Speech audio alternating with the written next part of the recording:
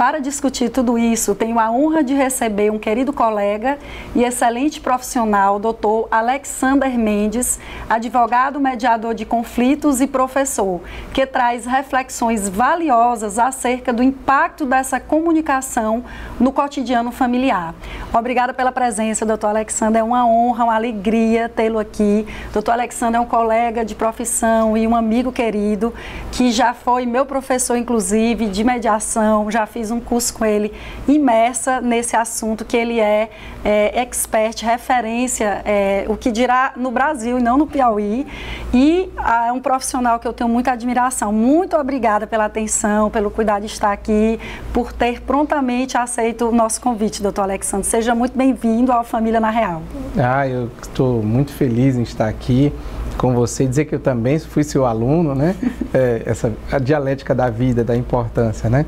Você assistiu um curso de mediação e eu assisti um curso de Direito de Família com você, né? Fiquei encantado com o curso maravilhoso, e estou muito feliz em estar aqui. Parabenizar pelo evento, pela iniciativa, e uma oportunidade que eu acho que as famílias precisam disso. A gente precisa dialogar sobre a importância das relações familiares, com uma pergunta: como é que vai a família, né? Isso. E eu acho que o programa nada melhor do que isso, né? Exato. A gente tem, assim, a felicidade, doutor Alexander, de a TV Cidade Verde ter abraçado esse projeto nosso de trazer o direito das famílias e muitas outras ciências afins que conversam com o direito das famílias para esclarecer à sociedade diversos temas e direitos que nós somos tão carentes hoje, que muitas vezes a gente não toma uma decisão, ou a gente tem um conflito em casa, ninguém melhor do que o senhor sabe, você, desculpa, vou lhe chamar de você, antes de você brigar comigo, porque desconhecem os seus direitos.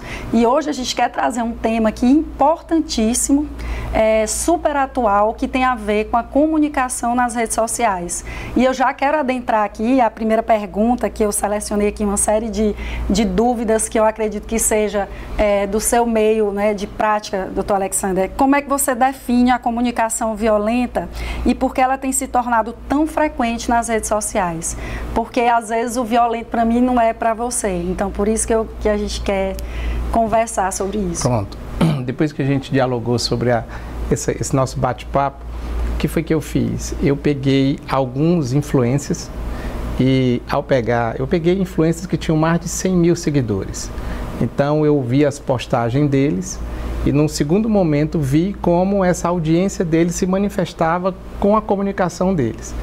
Dois dos influencers eu coloquei alguns trechos, peguei alguns posts que tratavam de uma comunicação violenta, quando eles se referiam a alguma pessoa de forma depreciativa, de forma violenta mesmo, criando uma forma pejorativa da outra pessoa. Então ali é uma comunicação violenta. O que é uma comunicação violenta? Tem uma palavra-chave: desrespeito. Todas as vezes que ocorre o desrespeito, ocorre uma violência.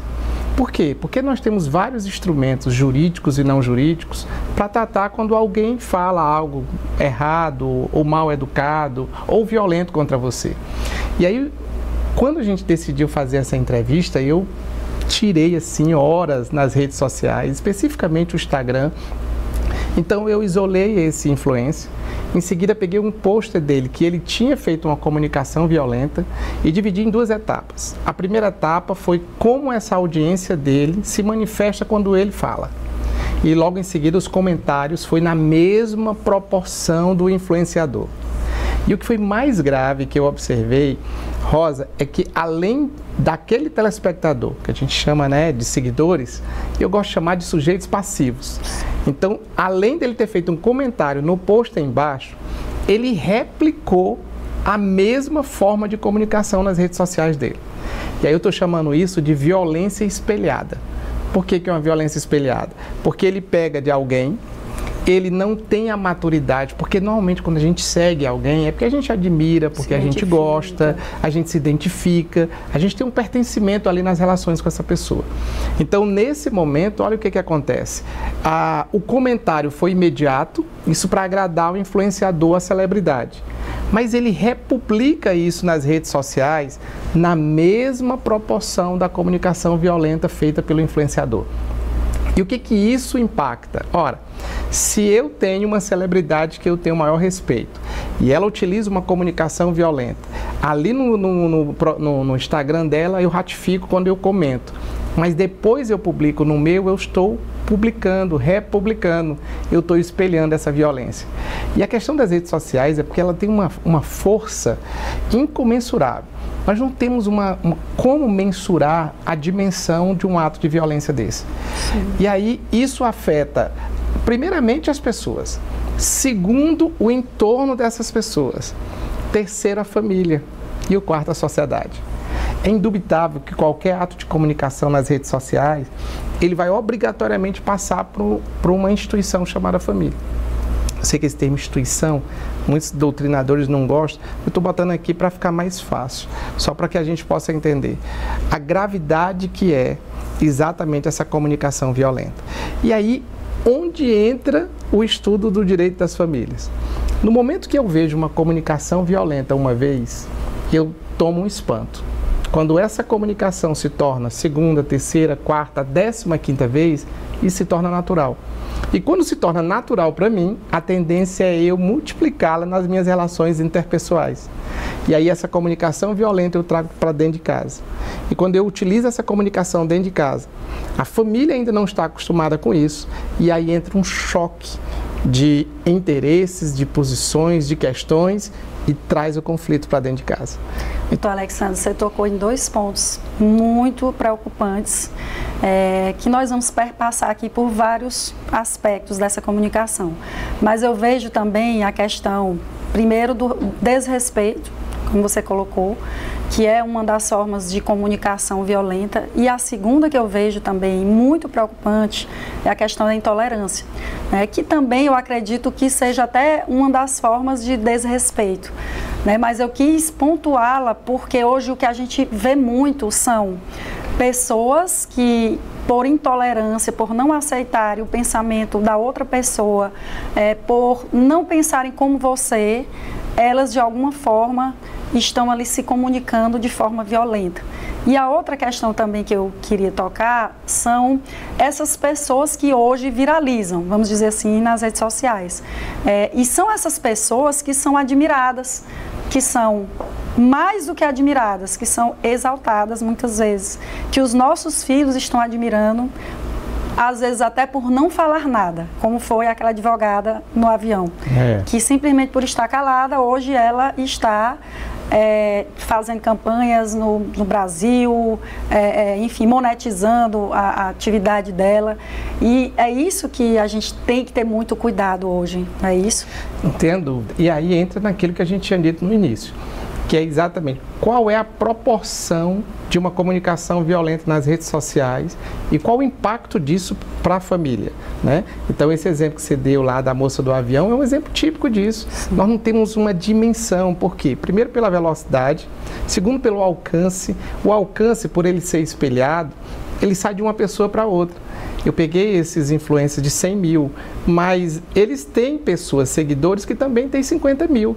Então, o que é 100 mil se transforma em 150. Sim. E vai na ponta com mais 10, quer dizer, você não consegue entender esse alcance.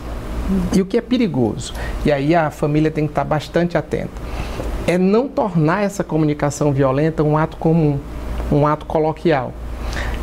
As redes sociais, elas na verdade têm 3 eixos principais que trazem a atenção. O primeiro é a riqueza. Tudo que envolve riqueza nas redes sociais chama a atenção. Se é um cantor que ele ostenta poder, riqueza, viagem, beleza, e tudo isso está associado a uma atenção. A segunda coisa que atrai a atenção nas redes sociais está ligado exatamente ao humor. Tudo que é catastrófico, humor, a título de ironia, de brincadeira, ali você também tem uma audiência. E o terceiro é a violência. O terceiro passo é a violência. Violência de toda a natureza. Nesses dias que eu estava fazendo esse estudo sobre as redes sociais, eu percebi que todos os vídeos que circulam com atos de violência, eles tinham mais de 300 mil curtidas e violência de toda a natureza. Sim. Desde um trânsito que alguém desce, saca uma arma e atira no outro, até um pai que agride, maltrata não só o filho, mas maltrata um animal. Então observe que dentro das redes sociais, beleza, humor e violência, ele é atrativo. Como ele é atrativo, o que acontece? Multiplica-se esse ato de violência. Uma comunicação violenta é quando eu não respeito a sua posição. É quando você toma suas decisões políticas, religiosas, culturais e automaticamente, além de não respeitar, eu desqualifico. No momento que você desqualifica aquilo que é ânimos de vontade da pessoa, produz um ato de desrespeito e esse desrespeito é o guarda-chuva da violência. E aí, doutor Alexandre, a gente entra aqui na segunda pergunta em relação ao nosso bate-papo. As redes sociais, elas criaram um espaço democrático de fala, como a gente conversou aqui, mas também abriram espaço para discurso de ódio. Quais fatores que você acredita que incentivam essa polarização e a agressividade online? E aí, fazendo um parênteses, doutor Alexandre, sobre a questão da violência, até pela questão da curiosidade, a gente vê situações, às vezes, de casais ou ex-casais, que são da minha área de atuação, e ali no momento do divórcio, que eles resolvem expor as suas vidas pessoais e as dos seus filhos nas redes sociais, também a gente vai conversar sobre isso ainda, e aquilo ali, imediatamente, aquele que fala ou de quem se fala, em um dia ele aumenta 100 mil seguidores, 200 mil seguidores, nessas falas agressivas, quando envolve polícia, quando envolve justiça, né? Então as pessoas, elas têm nós todos, é do ser humano essa curiosidade, até para saber o que vai dar, o que vai acontecer, só que nessa nós temos pessoas vulneráveis, que são os nossos filhos, e nós, por vezes, nos deixamos influenciar e nos deixamos até impactar mesmo em algumas situações, o que dirá a minha filha de 14 que eu tenho, ou uma criança, né, mais nova. Então, quais são os fatores que você acredita que incentivam essa polarização aí e a agressividade online? Olha, o que as redes sociais trouxeram de muita novidade? Todos nós somos atores principais desse processo. Então, antes nós tínhamos as redes de comunicações abertas, as televisões, elas pautavam o que ia acontecer no dia, as discussões, os fuxicos do dia a dia. Então, tudo era pautado conforme o que essa TV aberta fazia. No momento que as redes sociais pegam qualquer cidadão e transformam ele no sujeito das relações interpessoais, porque eu posso ser, na verdade, o sujeito de mim mesmo, a partir do momento que eu tenho 10 seguidores. Então, eu começo a dizer, olha, eu sou agora uma celebridade. E aí, eu vou... Age como tal. Age como tal. Aí, de repente, você tem um ator muito famoso, mas, de repente, você tem uma pessoa que ninguém conhecia que tem a mesma, hoje, tecnicamente, quase a mesma fama. Não na mesma proporção, mas... E aí, você começa, de um senso comum, descobrindo o que é que atrai. E como eu disse, Aristóteles já tratava disso, né? O choro e, na verdade, o riso é o que o outro quer saber. E é o que o outro quer ver. As histórias, as dores, né? Que a gente chama, lá na história, a gente chama de história da vida privada.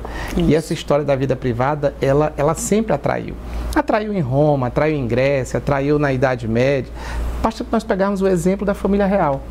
Hoje a família mais visitada, mais pesquisada, mais curiada é exatamente a inglesa. Por quê? Porque ela envolve aquilo que a gente tinha discutido. Ali tem riqueza, ali tem beleza, ali tem riso, mas ali também tem tragédia.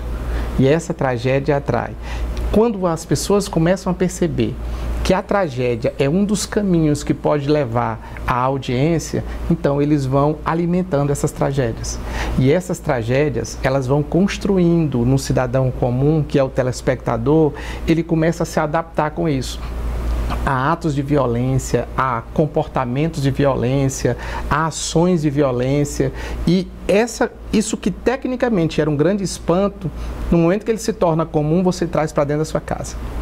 Então a comunicação, eu lembro que eu fiz o procedimento de mediação, e na mediação o pai disse assim, olha, eu não aguento Olha, Alessandra, ele olha para mim e diz assim, ei cara, me pega um copo d'água. Eu achei aquilo um absurdo.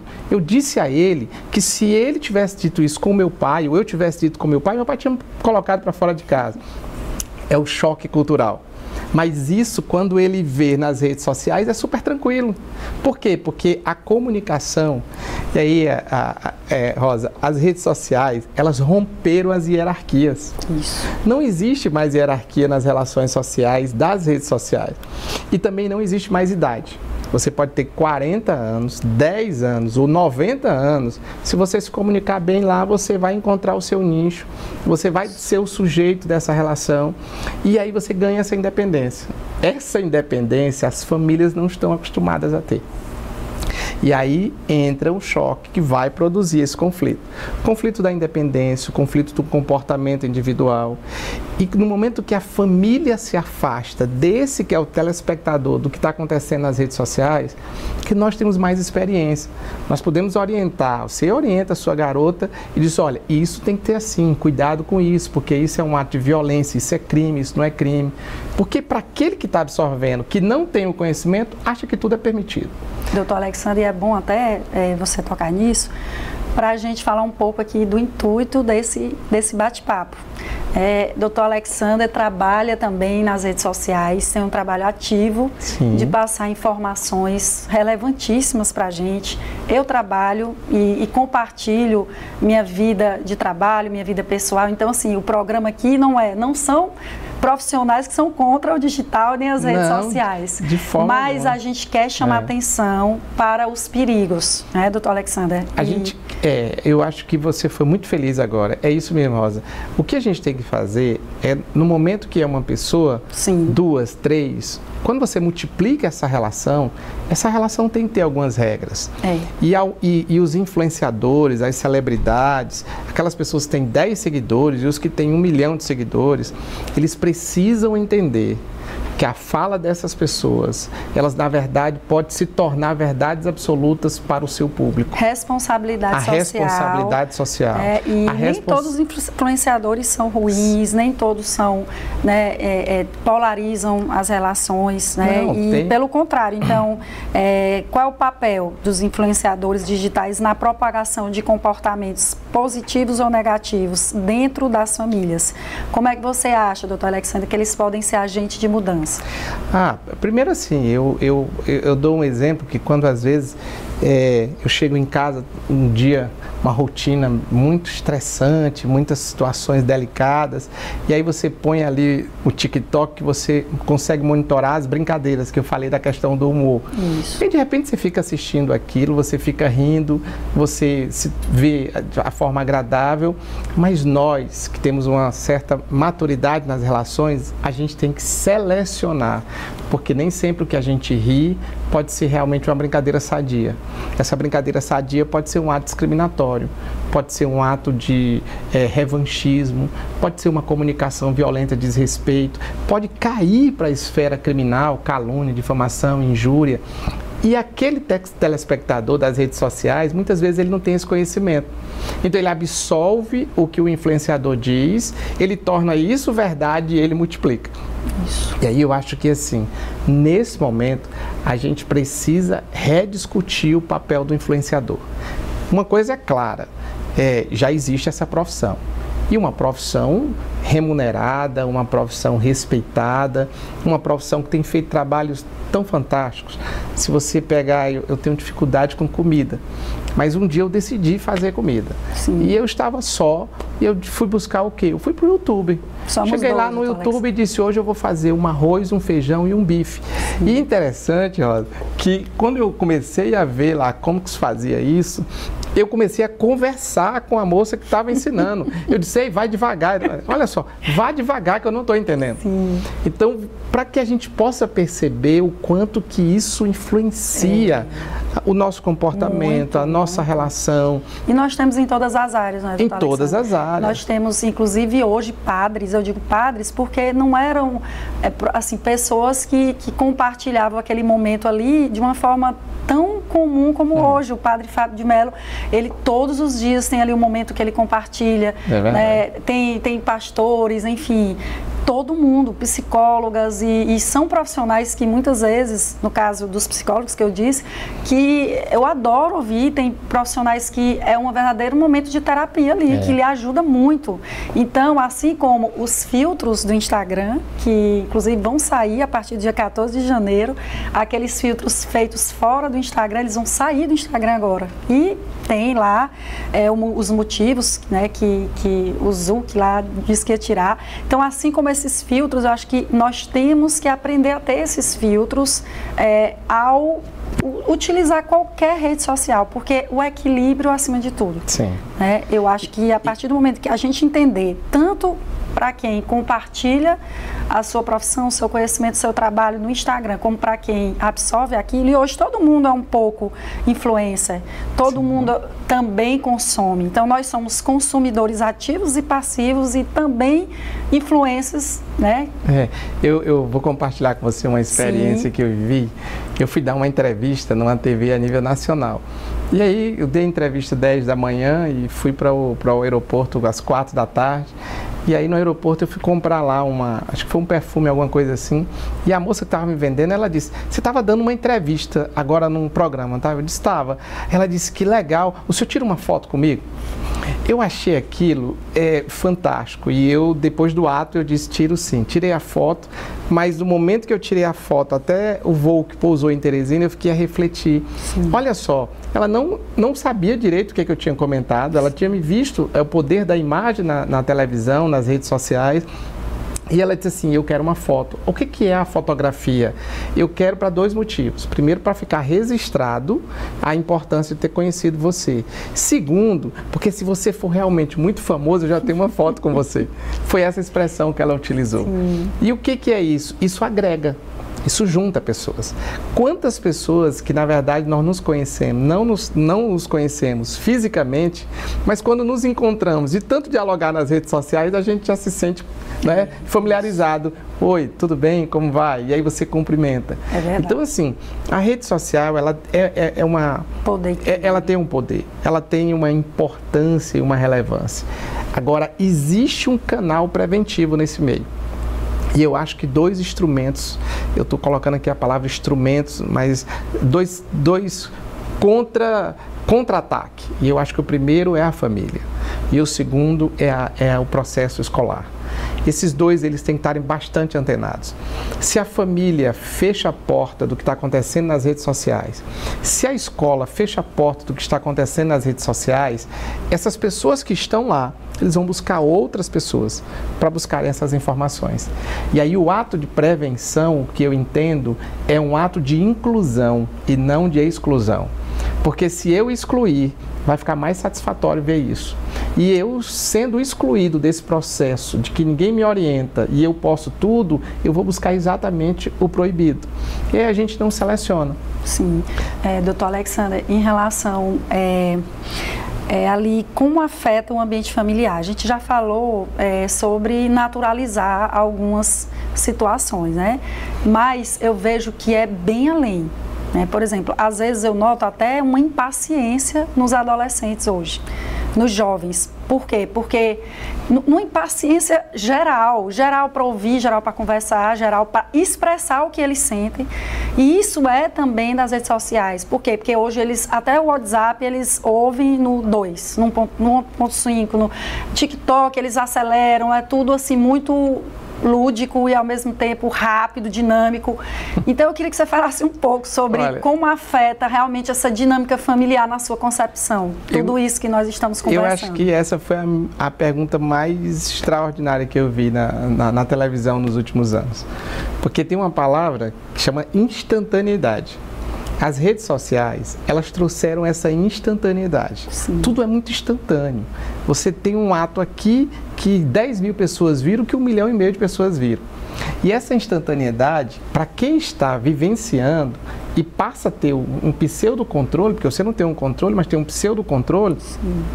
E aí o que acontece? Você tem um poder de decisão sobre aquilo que você quer ver, sobre aquilo que você quer ouvir.